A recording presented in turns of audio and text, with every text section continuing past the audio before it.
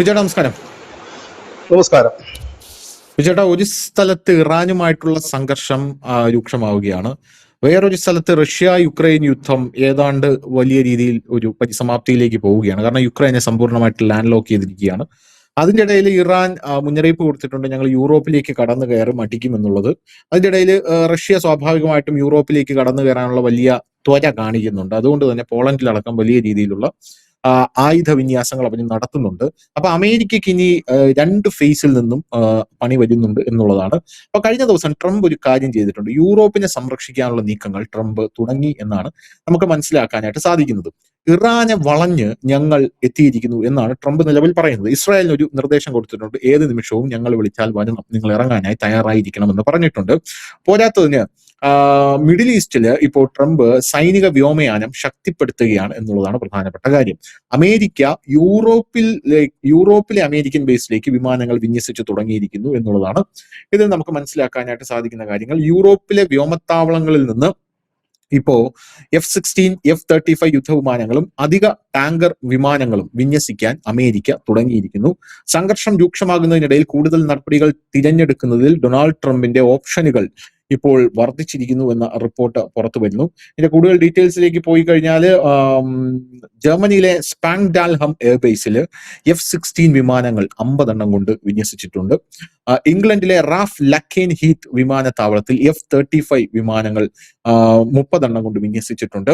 പോരാത്തതിന് സപ്പോർട്ട് എയർക്രാഫ്റ്റുകൾ ഇറ്റലിയിലും മറ്റ് രാജ്യങ്ങളിലും ഫ്രാൻസിലടക്കം കൊണ്ടുവന്ന് വിന്യസിച്ചിട്ടുണ്ട് എന്നുള്ള റിപ്പോർട്ട് പുറത്തു വരുന്നു. അതായത് യൂറോപ്പിലെ ഏകദേശമുള്ള എല്ലാ രാജ്യങ്ങളെയും സംരക്ഷിക്കുകയും പ്ലസ് ഇറാനെ ഞങ്ങൾ വളയാനുള്ള ഒരു പദ്ധതി രൂപവൽക്കരിക്കുകയും ചെയ്തിട്ടുണ്ട് എന്നാണ് അമേരിക്കൻ പ്രസിഡന്റ് ഡൊണാൾഡ് ട്രംപ് നിലവിൽ പറഞ്ഞുകൊണ്ടിരിക്കുന്നത്. അപ്പോഴും ഇറാൻ ഒരു കുലുക്കവുമില്ല. ഇറാൻ ഇപ്പോഴും ആക്രമണം തുടർന്നുകൊണ്ടേയിരിക്കുകയാണ് എന്നുള്ളത് മറ്റൊരു പ്രധാനപ്പെട്ട കാര്യം. ഇനിയിപ്പോ ട്രംപ് അവരുടെ സൈന്യത്തിന് നിർദ്ദേശം കൊടുത്തിരിക്കുന്നത്, ഇനി നമുക്ക് കാർഗെ ദ്വീപ് പിടിച്ചടക്കി ഇറാന് മാരകമായിട്ടുള്ള ഒരു പ്രഹരം കൊടുക്കാമെന്നാണ് ട്രംപ് നിലവിൽ പറഞ്ഞുകൊണ്ടിരിക്കുന്നത്. 10ാം ദിവസവും വലിയ US വ്യോമാക്രമണമാണ് അതുകൊണ്ട് ഇറാനിൽ നടത്തിയത്. ക്രൂഡ് ഓയിൽ വിലയൊക്കെ $88 മേലെ പോയി എന്നുള്ളത് മറ്റൊരു കാര്യമാണ്. പോരാത്തതിന് ഹോർമൂസിന് പിന്നാലെ 2 കടൽപാതകൾ കൂടെ അപകടത്തിലേക്ക് പോകുന്നു എന്നുള്ള റിപ്പോർട്ടുകളും ഇതിനോടൊപ്പം നമ്മൾ ചേർത്ത് വായിക്കേണ്ട ഒരു കാര്യമാണ്. യമനിലെ ഇറാൻ പിന്തുണയുള്ള ഹൂത്തി വിമതർ സൗദി അറേബ്യക്കെതിരെ സമുദ്ര ഉപരോധം അതിന്റെ ഇടയിൽ പ്രഖ്യാപിച്ചു. ചെങ്കടലിലെയും അറബിക്കടലിലെയും വ്യാപാരം നടത്തുന്ന ഇന്ത്യ ഉൾപ്പെടെയുള്ള രാജ്യങ്ങൾക്ക് ഈ തീരുമാനം പ്രതിസന്ധി സൃഷ്ടിക്കുന്നു എന്നുള്ള വാർത്തകൾ പുറത്തു വരുന്നു.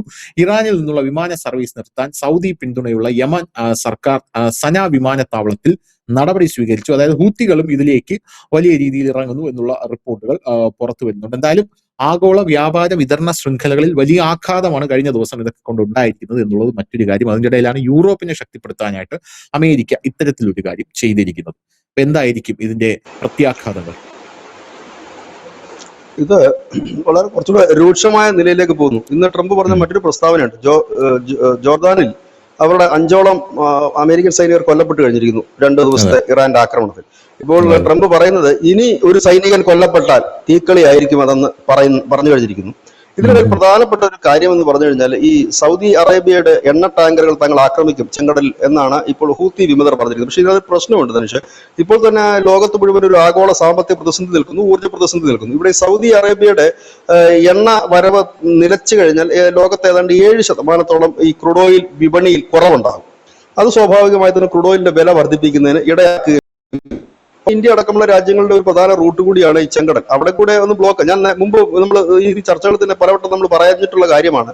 അതായത് ഈ കടൽപ്പാതകളെല്ലാം ബ്ലോക്കായി കഴിഞ്ഞാൽ എല്ലാ രാജ്യങ്ങളും പെട്ടുപോകും. ഇവിടെ കഴിഞ്ഞ ദിവസം റഷ്യയുടെ ഒരു ആക്രമണത്തിൽ ഒരു കപ്പൽ ഉക്രൈന്റെ ഒഡീസ തുറമുഖത്തിനടുത്ത് തകർന്നു പോയിരുന്നു. ആ കപ്പലിൽ എന്തായിരുന്നു? എണ്ണ ആയിരുന്നില്ല, ഗോതമ്പായിരുന്നു, ധാന്യങ്ങളായിരുന്നു. അതിനകത്ത് 4 ഇന്ത്യൻ പൗരന്മാരും ഉണ്ടായിരുന്നു. ഇപ്പോൾ ഇന്ത്യൻ പൗരന്മാര് ഉണ്ടോ ഇല്ലയോ ഒരു ഷിപ്പിൽ നിന്നുള്ളത് അറിയുക പ്രയാസകരമാണ്. കാരണം മർച്ചന്റ് നേവിയിലേക്ക് ധാരാളം പേര് ജോലിക്കായിട്ട് പോകുന്നുണ്ട്. ഒരുപാട് ഷിപ്പുകൾ, നമ്മുടെ രാജ്യത്തിന്റെ ഷിപ്പുകൾ മാത്രമല്ല, കൂടുതൽ ആളുകൾ പോകുന്ന ഫോറിൻ ഷിപ്പുകളിലായിരിക്കും. കാരണം ശമ്പളം കൂടുതൽ കിട്ടുന്നതൊക്കെ അത്തരം ഷിപ്പുകളാണ്. അവരൊക്കെ കോഴ്സൊക്കെ കഴിഞ്ഞ് പഠിച്ചിട്ട് പോകുന്ന ആളുകളാണ്. അപ്പോൾ ഏതൊക്കെ ഷിപ്പുകളിൽ ഇവരുണ്ടാകും? മിക്കവാറും എല്ലാ ഷിപ്പിലും ഇന്ത്യൻസ് ഉണ്ടാകും സാധാരണ. ഇതിപ്പോ സിറിയയുടെയും ഇന്ത്യയുടെയും ആളുകളായിരുന്നു ആ ഷിപ്പിൽ ഉണ്ടായിരുന്നത്. അപ്പൊ ഇങ്ങനെയൊക്കെ നടക്കുന്നത്. അപ്പൊ ലോകത്ത് എണ്ണ മാത്രമല്ല, ധാന്യങ്ങൾ ഉൾപ്പെടെയുള്ള അങ്ങോട്ടും ഇങ്ങോട്ടും ഒക്കെ പോകുന്ന ഒരു സാഹചര്യം കൂടിയുണ്ട്. അവിടെയാണ് ഇപ്പോൾ യുദ്ധം കൊടുമ്പിരി കൊള്ളുന്നത്. ഈ യുദ്ധം വേറൊരു തലത്തിലേക്ക് കടന്നു. ഇതിനിടയിൽ സമാധാന ശ്രമം തുടങ്ങിയിട്ടുണ്ടെന്നൊരു ആശ്വാസമാണ്. പക്ഷെ സമാധാന ശ്രമത്തിന്റെ മുന്നിൽ നിൽക്കുന്ന ഷഹബാസ് ഷെരീഫാണ്, പാകിസ്ഥാനാണ് ഇതിന്റെ ഇടയ്ക്ക് നിൽക്കുന്നത്. അത് എത്രത്തോളം മുമ്പോട്ട് പോകുമെന്നുള്ളത് കാത്തിരുന്ന് കാണേണ്ട ഒരു കാര്യമാണ്. പക്ഷെ ചൈന സജീവമായിട്ട് ഇറങ്ങിയിട്ടുണ്ട് യുദ്ധം അവസാനിപ്പിക്കേണ്ട. ഒരു പക്ഷേ ചൈനയുടെ ഇൻഫ്ലുവൻസിലായിരിക്കാം പാകിസ്ഥാൻ രംഗത്ത് എത്തിയിരിക്കുന്നത്. ഒപ്പം തന്നെ മറ്റ് ഖത്തർ അടക്കമുള്ള രാജ്യങ്ങളും ഇതിനൊക്കെ ഉണ്ട്. പക്ഷെ ഈ പിന്നെയും ആക്രമണം നീണ്ടുപോവുകയാണ് എങ്കിൽ, ഇല്ലെങ്കിൽ ഇപ്പൊ ട്രംപ് പറഞ്ഞ കണക്ക് ഇനി ഏതെങ്കിലും ഒരു അമേരിക്കൻ സൈനികന് ജീവഹാനി നേരിടുകയോ ഇല്ലെങ്കിൽ അതീവ തീവ്രമായ ആക്രമണം നടക്കുകയോ ചെയ്തു കഴിഞ്ഞാൽ ഈ സമാധാന ശ്രമങ്ങൾക്ക് തിരിച്ചടി ആകും സ്വാഭാവികമായി തന്നെ. ഇപ്പോൾ ഏതാണ്ട് പിടിച്ചാൽ കിട്ടാത്ത പരുവത്തിലേക്ക് കാര്യങ്ങൾ നീങ്ങിക്കൊണ്ടിരിക്കുക. എനിക്ക് തോന്നുന്നില്ല ഉടനെ ഒരു സമാധാനത്തിലേക്ക് എത്താനുള്ള സാധ്യതകൾ ഉണ്ട് എന്നുള്ളത്. സമാധാനത്തിൽ എത്തണമെങ്കിൽ എവിടെയെങ്കിലും ഒരിടത്ത് ഒരു രമ്യതയുടെ ഭാഗത്തേക്ക് പോകണം. ഇപ്പോൾ പറഞ്ഞു കേൾക്കുന്നത്, ഏറ്റവും ഒടുവിൽ പറഞ്ഞു കേൾക്കുന്നത്, ഒരു 10 ദിവസത്തേക്കെങ്കിലും വെടിനിർത്തൽ എത്തിക്കുക. 10 ദിവസത്തിനുള്ളിൽ ആ വെടിനിർത്തലിനിടയിൽ നമുക്ക് കാര്യങ്ങൾ അങ്ങോട്ടും ഇങ്ങോട്ടും കുറച്ചൊക്കെ പറഞ്ഞ് സെറ്റിൽ ചെയ്യാമെന്നുള്ളതാണ്. അങ്ങനെ സംഭവിച്ചാൽ ഭാഗ്യം. സംഭവിക്കാനുള്ള സാധ്യത എത്രത്തോളം ഉണ്ടെന്ന് കാത്തിരുന്ന് കാണേണ്ടതായിട്ട് വരും. ഏതായാലും രണ്ടു കൂട്ടരും വിട്ടുവീഴ്ച. കുവൈറ്റിന് നേർക്കൊക്കെ ഇറാൻ വലിയ രീതിയിലുള്ള ആക്രമണമാണ് നടത്തുന്നത്. അത് മാത്രവുമല്ല, ഇപ്പോൾ ഈ മിഡിൽ ഈസ്റ്റിലടക്കം അമേരിക്ക അവരുടെ ഏറ്റവും മുന്തിയ ഫൈറ്റർ ജെറ്റുകളായി F-35 അടക്കം കൊണ്ട് വിന്യസിക്കുമ്പോൾ അവരത് പ്രതീക്ഷിക്കുന്നുണ്ട്. ഈ ധനുഷ് തുടക്കത്തിൽ സൂചിപ്പിച്ച ആ രാജ്യങ്ങളിലേക്ക് ആക്രമണം വരുമെന്ന് അവർ പ്രതീക്ഷിക്കുന്നു. ആ ആക്രമണം ഇറാൻ നടത്തുമോ റഷ്യ നടത്തുമോ എന്നുള്ളതാണ് അവരെ സംബന്ധിച്ച് ഒരു ഭയപ്പെടുത്തുന്ന കാര്യം. അതായത് മുമ്പ് നമ്മൾ പറഞ്ഞിരുന്നു, ഇതൊരു വലിയ കൂട്ടയടിയാകുകയും ഈ രാജ്യങ്ങളെ, യൂറോപ്പിനെ മൊത്തം വലിച്ച് ഈ യുദ്ധത്തിലേക്ക് ഇറക്കുകയും ചെയ്യും. ഒടുവിൽ ഈ ലോകം മുഴുവൻ ഒരു കടുത്ത സാമ്പത്തിക പ്രതിസന്ധി. നമ്മളിപ്പോൾ കോവിഡിൽ നിന്നൊക്കെ കരകയറി വരുന്നതേ ഉള്ളൂ പല രാജ്യങ്ങളും. ഈ കോവിഡ് വന്നതോടുകൂടി തന്നെ പല രാജ്യങ്ങളും സാമ്പത്തികമായി തകർന്നു പോയിട്ടുണ്ട്. അവരൊക്കെ തിരിച്ച് കയറുന്നതിന്റെ ഒരു ഘട്ടത്തിലാണ്. ആ ഘട്ടത്തിലാണ് ഈ യുദ്ധം കൂടി വരുമ്പോൾ സ്വാഭാവികമായി ഇത് മുമ്പോട്ട് പോവുക അസാധ്യമായ ഒരു കാര്യം തന്നെയാണ്. ഏതായാലും സംഘർഷം കൂടുതൽ കനക്കുന്ന ഒരു സാഹചര്യം. ഇന്ത്യ തന്നെ ഇപ്പോൾ ഇറാനിൽ ഉള്ള ഇന്ത്യക്കാരോട് പറയുന്നു, നിങ്ങൾ കിട്ടുന്ന വിമാനം പിടിക്കൂ, നാട്ടിലേക്ക് എത്താൻ ശ്രമിക്കൂല, കിട്ടുന്ന വണ്ടിയെ വള്ളം എന്താണെന്ന് വെച്ചാൽ നിങ്ങൾ പിടിച്ച് നാട്ടിലേക്ക് പോവാ എന്ന് പറയാം. കാരണം അവരിപ്പോ വരിക, അത് അവരുടെ സ്വന്തം റിസ്ക് നിന്നവരാണ്. കാരണം നമ്മൾ അവിടുന്ന് ആളുകളെ ഒഴിപ്പിക്കേണ്ട സമയത്തൊക്കെ ഒഴിപ്പിച്ചിരുന്നു, അന്നൊന്നും വരാതെ അവിടെ കറങ്ങിത്തിരിഞ്ഞ് നിന്നവരാണ്. അങ്ങനെ കുറെ ആളുകളുണ്ട്. എന്ത് പ്രശ്നം വന്നാലും അവിടെ കറങ്ങിത്തിരിഞ്ഞ് നിൽക്കും. എന്നിട്ട് അവസാനം ബോംബ് വന്ന് തലയെ വീഴുമ്പോൾ അയ്യോ എന്നെ ഇന്ത്യക്ക് മോദി വന്നില്ല എന്നെ കൊണ്ടുപോവാ, അമിത്ഷാ വണ്ടി അയച്ചില്ല എന്നൊക്കെ പറഞ്ഞ് കരയുന്ന ടീമുണ്ട്. അങ്ങനത്തെ ടീംസാണ്. അവരോട് പറഞ്ഞിരിക്കുന്നത്, ഞങ്ങൾക്കൊന്നും ഇപ്പൊ പറ്റത്തില്ല, ഇറാനിലുള്ള ഇന്ത്യൻ എംബസിയാണ് പറഞ്ഞിരിക്കുന്നത്, നിങ്ങൾ എങ്ങനെയെങ്കിലും രക്ഷപ്പെടാൻ നോക്കുക, പിന്നെ ഇങ്ങോട്ടെ കാര്യം വരാതിരിക്കുക. കാരണം വരാതിരിക്കണമെന്ന് പറഞ്ഞൊരു മുന്നറിയിപ്പ് നമ്മുടെ രാജ്യം കൊടുക്കണമെങ്കിൽ ഇന്നും നാളെ ഈ യുദ്ധം തീരുമോ? തീരില്ല. ഇന്നും നാളെ ഈ യുദ്ധം തീരുമെങ്കിൽ നമുക്ക് ആ മുന്നറിയിപ്പ് കൊടുക്കേണ്ട കാര്യം. കാരണം ഒരു രാജ്യം ഒരു മുന്നറിയിപ്പ് കൊടുക്കുമ്പോൾ എല്ലാ വശങ്ങളും പഠിച്ചു തന്നെയാണ് ആ മുന്നറിയിപ്പ് കൊടുക്കുന്നത്. അപ്പൊ ആ മുന്നറിയിപ്പ് കൊടുത്തിട്ടുണ്ട്. അങ്ങനെ നിൽക്കുന്ന ഒരു സാഹചര്യം കൂടിയുണ്ട്. ഒപ്പം തന്നെ ഈ ഇന്നലെ നമ്മൾ ഒരു ഡിസ്കസ് ചെയ്തായിരുന്നു, സൗദി അറേബ്യ ഒരു $11 ഡിസ്കൗണ്ടിൽ എണ്ണ കൊടുക്കുന്നു. അതിന് തൊട്ടു പിന്നാലെയാണ് ഹൂത്തികളുടെ ഈ ഭീഷണിയോടെ വന്നിരിക്കുന്നത്. അങ്ങനെ നോക്കി കാണണം അതിന്. അതായത് നീ എണ്ണ വിറ്റ് നീ ജീവിക്കേണ്ട, നിന്നെ ഞാൻ ബ്ലോക്ക് ചെയ്യുമെന്നാണ്. അതിന്റെ സൗദി അറേബ്യ പറയുന്നത് ഈ ഹൂത്തികൾക്ക് വേണ്ടി, യമനിന് വേണ്ടി ഞങ്ങൾ എന്തൊക്കെ കാര്യങ്ങൾ ചെയ്തു, നന്ദിയില്ലാത്തവർ എന്നൊക്കെ പറഞ്ഞുകൊണ്ട് സൗദി അറേബ്യൻ രംഗത്ത് എത്തിയിട്ടുണ്ട്. ഏതായാലും രണ്ട് ഭാഗത്തുനിന്ന്, അതായത് മുകളിൽ നിന്നും താഴെ നിന്നും ഒരേപോലെ, അതായത് മുകളിൽ നിന്ന് റഷ്യ പടിഞ്ഞാറൻ മേഖലകളെ ആക്രമിക്കുമ്പോൾ ഇവിടെ ഇറാൻ ഈ താഴെ നിന്ന് മുകളോട്ട് തുടങ്ങുന്ന ഒരു അവസ്ഥയാണ്. ഏതായാലും ഒരു വലിയ യുദ്ധത്തിലേക്ക് തന്നെ പോകുന്നു എന്നുള്ളതാണ്.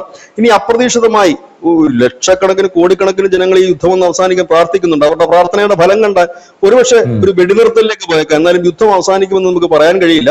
ഇവിടെ ആകെ ഒരു ആശ്വാസം ഇപ്പോൾ നിലവിലുള്ളത് ഇസ്രയേൽ രംഗത്തില്ല എന്നുള്ളതാണ്. അവരിപ്പോ ലിബിയയിലും ലെബനനിൽ അവരുടെ അടിയൊക്കെ നിർത്തി മര്യാദക്ക് എനിക്ക് തോന്നുന്നു ഒരുപക്ഷെ ട്രംപ് പറഞ്ഞിട്ടായിരിക്കണം ഒരു കോംപ്രമൈസിലേക്ക് എത്തിക്കണമെങ്കിൽ ലെബനനിലെ അടി ഇസ്രായേൽ നിർത്തുക എന്നുള്ളതാണല്ലോ ഇറാന്റെ ഒന്നാമത്തെ ആവശ്യം. ചിലപ്പം അതുകൊണ്ടായിരിക്കാം. ഏതായാലും ഇസ്രായേൽ നിൽക്കുകയാണ്. പക്ഷെ ഇസ്രായേൽ ഒരു വാർണിംഗ് കൊടുത്തിട്ടുണ്ട്, ഈ ആവശ്യമില്ലാത്ത പണിക്ക് പോകാൻ ഞങ്ങൾ കയറും എന്ന് പറഞ്ഞിട്ടുണ്ട് അവര്. അതിനിടയിൽ ഇസ്രായേലിന്റെ പ്രധാനമന്ത്രി ബെഞ്ചമിൻ നെതന്യാഹു ന്യൂയോർക്കിലെത്തിയാൽ അറസ്റ്റ് ചെയ്യും മംദാനി പറഞ്ഞിട്ടുമുണ്ട്. മംദാനിക്ക് അങ്ങനെ പറയാനുള്ള വകുപ്പുണ്ടോ എന്നാണ് ഇപ്പൊ ട്രംപ് അന്വേഷിക്കുന്നത്. ട്രംപ് പറഞ്ഞിരിക്കുന്നത് മംദാനിക്ക് അത് പറയാനുള്ള ഒരു നിയമപരമായ വല്ല സാധ്യതയുണ്ടോ ഞാനൊന്ന് ആദ്യം പരിശോധിക്കട്ടെ, ആ വകുപ്പും ഡയലോഗൊന്നും ഇങ്ങോട്ട് വേണ്ട എന്ന് ട്രംപ് മംദാനിക്ക് ഒരു മറുപടിയും കൊടുത്തിട്ടുണ്ട്. ഏതായാലും അങ്ങനെ മൊത്തത്തിൽ കലങ്ങി മറിഞ്ഞ് നിൽക്കുന്ന ഒരു സാഹചര്യമാണ് ഇപ്പോൾ മിഡിൽ ഈസ്റ്റിലുമൊക്കെ നമുക്ക് കാണാൻ കഴിയുന്നത്.